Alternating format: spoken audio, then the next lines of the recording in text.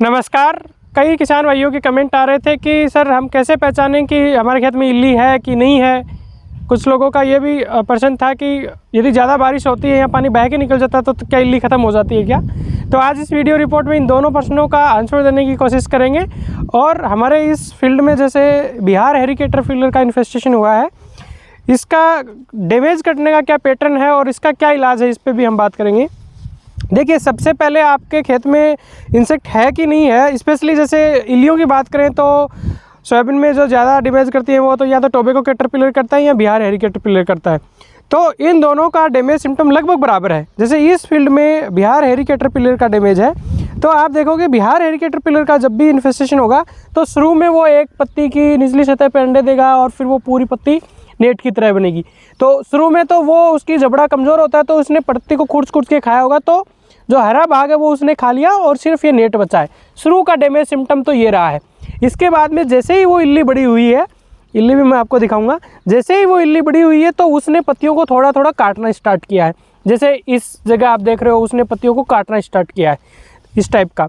और फिर अब जैसे वो तीसरी चौथी स्टार में जब इल्ली गई है तो वो इल्ली होगी, देखो ये इतनी बड़ी। और आपको जब आपके फील्ड में ऐसे स्पॉट दिखते हैं तो उस स्पॉट के पास में आप देखना, उसके पास ही आपको इल्लियाँ मिल जाएगी। ये इल्ली है, अब ये काट रही है पत्ती को, ये नई पत्तियों को खाएगी। स्पेशली देखिए ये इल्ली है, ये पत्ती को काट रही है, इस नई पत्ती को एकदम काट दिया। अब जैसे ही ये नई इल्लियाँ पत्तियाँ ख़त्म होंगी, ये इस स्पॉट के ऊपर डैमेज करेगी। और यदि बारिश वाली बात है कि बारिश से इल्लियाँ ख़त्म हो जाती हैं तो देखिए सिचुएशन स्पेसिफिक बात है, लेकिन मोस्ट ऑफ केस में ज़्यादा बारिश से भी इल्लियाँ मरती नहीं है। देखिए यहाँ हमारे यहाँ लगभग 250 mm बारिश हुई है पिछले 24 घंटे के अंदर, और 250 mm बारिश हुई है। इस खेत में पानी बह के भी निकला है तो भी ये इल्लियाँ नहीं मरी हैं। अब कई लोग कन्फ्यूज़ हो रहे थे इस सीज़न में कि ये तंबाकू की इल्ली है, तंबाकू की इल्ली है। इसी इल्ली पे मैंने पहले भी वीडियो बनाया है, शायद मैंने ही पहले कहा होगा कि ये बिहार हेरी कैटरपिलर है, टोबैको कैटरपिलर नहीं है। आप देखिए अब तो ये क्लियरली दिख रहा है तंबाकू की इल्ली नहीं है। देखो 4 डॉट आगे हैं, 4 डॉट पीछे हैं, बाल हैं, मतलब बिहार हेरी कैटरपिलर है। तो इसका डैमेज सिम्टम हमने देखा, पहले ये नेट बनाएगी। जैसे वहाँ आप देख पा रहे हो कि वो आसपास के सब पौधों में जब छोटी इल्ली थी तब उसने नेट बनाया, और बाद में जैसे जैसे बड़ी हुई इसने पत्तियों को खाना स्टार्ट किया। अब ये नई पत्तियाँ खा रही है और अभी ये खाएगी फली। यदि कंट्रोल की बात करें तो हम पहले स्प्रे नहीं कर पाए थे बारिश के पहले, क्योंकि बारिश हो गई थी उस टाइम। बाकी फील्ड में कर दिया, ये फील्ड बच गया।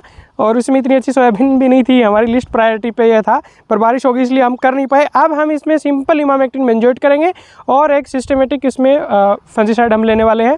आप ये इल्ली इस स्टेज में है, इतनी बड़ी इल्ली है, खूब इल्लियाँ दिख रही हैं आपको। तो ऐसा नहीं कि अब हम कुछ भी डाल दें, 5-4 दवाइयाँ मिला के स्प्रे कर दें, ये कंट्रोल नहीं होगी। ये बहुत आराम से कंट्रोल होगी। हम सिंपल इसमें इमामेक्टिन बेंजोएट करेंगे और ये कंट्रोल होगी। आप भी इसके लिए कंट्रोल करने के लिए आप इमामेक्टिन बेंजोएट का स्प्रे कर सकते हो। आप इसके लिए फ्लुवेंडामाइड का कर सकते हो, नूआलुरोन प्लस एंडोक्साकार्ब का कर सकते हो। पर इस स्टेज पे बहुत हैवी और लंबे टाइम तक जिसकी टॉक्सिसिटी रहे, ऐसा केमिकल लेने का कोई बहुत ज़्यादा सेंस नहीं है। क्यों? क्योंकि ये क्रॉप ऑलरेडी 60-62 दिन की हो चुकी है और इसका सिर्फ 25-30 दिन और फील्ड में रहना है। तो अभी ये जो इंसेक्ट ऑलरेडी फील्ड में बस ये मर जाए, इसके बाद में तो वैसे ही दूसरा सेकेंडरी इन्फेस्टेशन आने के बहुत कम चांस है। तो नॉर्मल इंसेक्टिसाइड हम लेंगे। आपका मन नहीं भर रहा है इमामेक्टिन बेंजोएट से भी काम करेगी कि नहीं करेगी, फ्लुवेंडामाइड काम करेगी कि नहीं करेगी, आप इमामेक्टिन जैसे सस्ता पड़ता है यदि वो करते हो तो आप कोई जो तुरंत असर करती है क्लोरो या प्रोफेनोफॉस, बिल्कुल मन नहीं मान रहा आपका तो ऐड कर दें। बाकी ये इमामेक्टिन बेंजोएट से भी कंट्रोल हो जाएगी। पर इस टाइम क्लोरेंटानिप्रोल, टेट्रानिप्रोल जैसे महंगे केमिकल पे स्प्रे करने का कोई सेंस नहीं है, क्योंकि इस स्टेज पर ये इल्ली को यदि अपन ने मार लिया तो सेकेंडरी इन्फेस्टेशन होगा नहीं। बहुत ज़्यादा महंगा केमिकल स्प्रे करना और लंबे टाइम तक परसिस्टेंस रहे उसका कोई सेंस नहीं है इस स्टेज के ऊपर। इंसेक्ट के अलावा इस फील्ड में फंगस की भी प्रॉब्लम है। जैसे इस पत्तियों में आप देख रहे हो सर्कोस्पोरा के हैं, कुछ में लीफ स्पॉट भी दिख रहा है। तो इसके लिए हम एक फंजीसाइड मिलाएंगे। सर्कोस्पोरा का असर इस फील्ड में ज़्यादा है तो हम वही पायरोक्लोस्ट्रोबिन प्लस इपिक्सोकानाजोल इसके अंदर ऐड करेंगे और फिर स्प्रे करने वाले हैं। तो 2-3 चीज़ें निकल के आई। एक तो ये कि कैसे पहचाने, तो वो है कि शुरू में आप फील्ड में घूम के देखें, इस टाइप का आपको डैमेज दिखता है तो उसके आसपास देखें, आपको शोर इल्लियाँ मिल जाएंगी। और सुबह के टाइम देखें। दूसरा, यदि आपको इल्ली भी नहीं देख रही तो पौधे के नीचे देखो, उसका इल्ली का जो मल मिलेगा आपको, तो उससे आप आइडेंटिफाई कर सकते हो कि मेरे फील्ड में इल्ली है कि नहीं है।